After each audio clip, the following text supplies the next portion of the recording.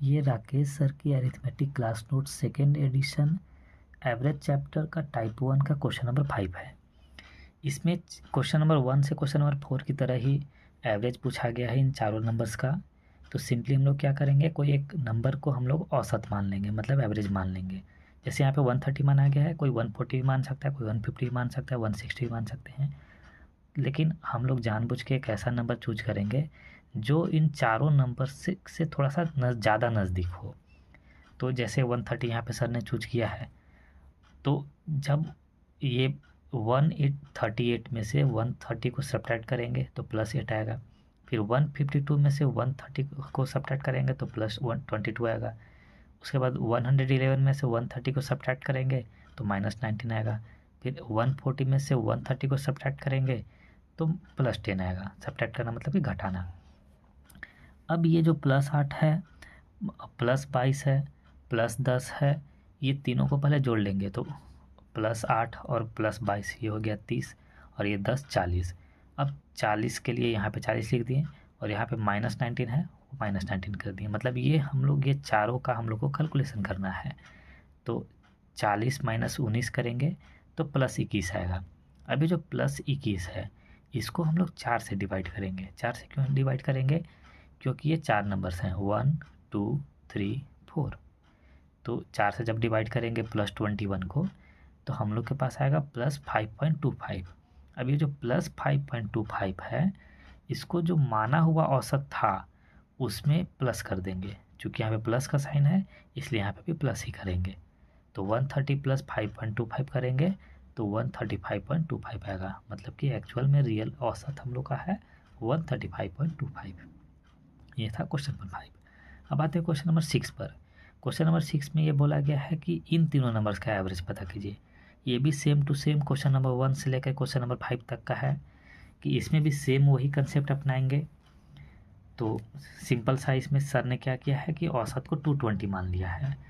यदि कोई चाहे तो 230 भी मान सकता है, कोई 200 भी मान सकता है, अपने मन के हिसाब से है। तो जब हम लोग 220 को औसत मानेंगे तो 239 में से 220 घटाएंगे तो +19 आएगा। फिर 199 में से 120 को घटाएंगे तो -21 आएगा।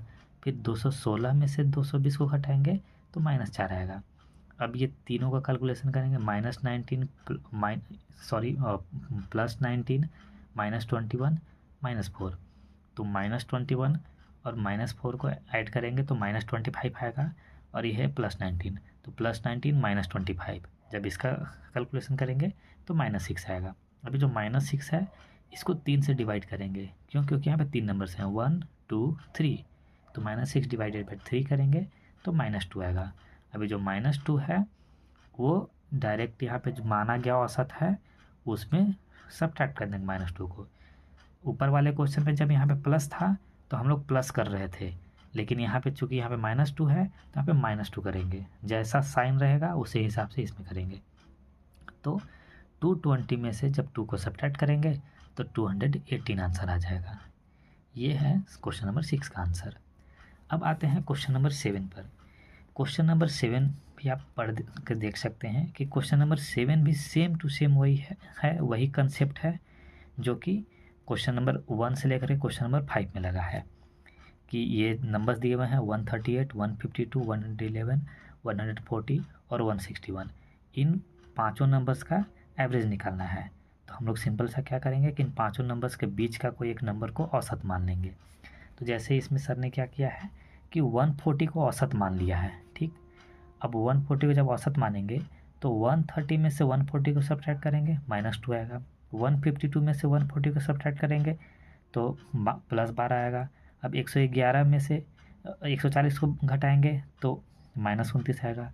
अब 140 - 140 ही करेंगे तो 0 आएगा। अब 161 में से 140 को घटाएंगे तो +21 आएगा। अब ये जो है -2 +12 -29 +0 +21, ये सबको जोड़ घटाव जो भी करना है कर देंगे।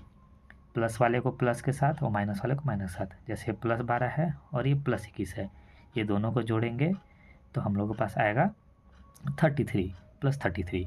अब -2 और -29 ये दोनों का कैलकुलेशन करेंगे तो आएगा -31। तो +33 - 31 तो आ जाएगा +2। अभी जो +2 है इसको 5 से डिवाइड करेंगे, क्यों? क्योंकि क्वेश्चन में 5 नंबर्स हैं, 1 2 3 4 5। तो +2 डिवाइडेड बाई 5 जब करेंगे तो +0.4 आएगा। अब ये जो +0.4 है माने गए औसत में +0.4 कर देंगे, तो 140 + 0.4 करेंगे तो 140.4 आंसर आ जाएगा। ये हमारा है क्वेश्चन नंबर 7 का आंसर।